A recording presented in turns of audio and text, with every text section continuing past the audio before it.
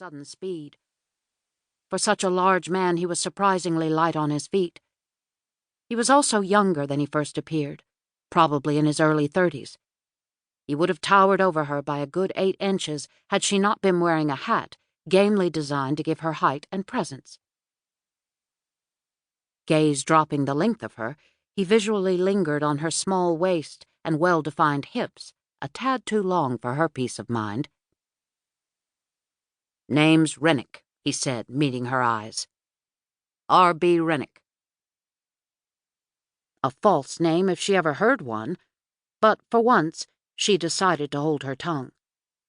He was her best shot for getting back to town. He might be her only shot. "I'm Miss Amanda Lockwood." She offered her gloved hand, which he blithely ignored. Feeling rebuffed, she withdrew it. The man was clearly lacking in manners, but he had offered to help her, and for that she was grateful. Thumbs hanging from his belt, he gazed across the desolate Texas landscape. "How'd you land out here, anyway? Nothing for miles around." "I was on my way home from Austin when I had a little run-in with the stage driver." He raised an eyebrow. "What kind of run-in?" "He was driving like a maniac," she said with an indignant toss of her head. "And I told him so. Not once, but several times, in fact." Hanging out the stage window, she'd insisted he slow down in no uncertain terms. When that didn't work, she resorted to banging on the coach's ceiling with her parasol and calling him every unflattering name she could think of. Perhaps a more tactful way of voicing her complaints would have worked more in her favor, but how was she supposed to know the man had such a low threshold for criticism? She gritted her teeth just thinking about it. Thought he would kill us all. He pretty near did. The nerve of him, tossing her bag and baggage out of the stage and leaving her stranded. Mr. Rennick scratched his temple. "Hope you learned your lesson, ma'am. Men don't like being told what to do, especially when holding the reins." It sounded like a warning.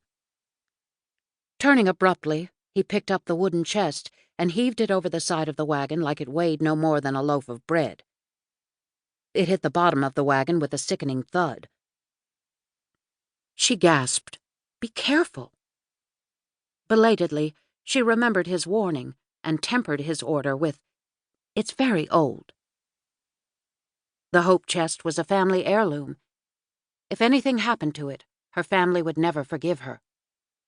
The chest had been handed down from mother to daughter for decades. She inherited the chest after the last of her 2 sisters wed. Since she had no interest in marriage, she used it mostly to store books. Today it contained the clothes needed for her nearly week-long stay in Austin. He brushed his hands together. "Sure is heavy. You'd have an easier time hauling a steer." "Yes, well, it's actually a Hope chest." While packing for her trip, she discovered the latch on her steamer trunk broken. The Hope chest was a convenient, though not altogether satisfactory, substitute. For one, it was almost too heavy for her to handle alone. The most she could do was drag it. "Don't know what you're hoping for, ma'am, but you're not likely to find it out here." He gazed into the distance for a moment, then suddenly spun around and climbed into the driver's seat without offering to help her. "Well, what are you waiting for?" he yelled. "Get in." Startled by his sharp command, she reached for the grab handle and heaved herself up to the passenger side. No sooner had she seated herself upon the wooden bench than Mr. Rennick took off hell-bent for leather. Glued to the back of the seat, she cried out, "Oh dear! Oh my, oh!"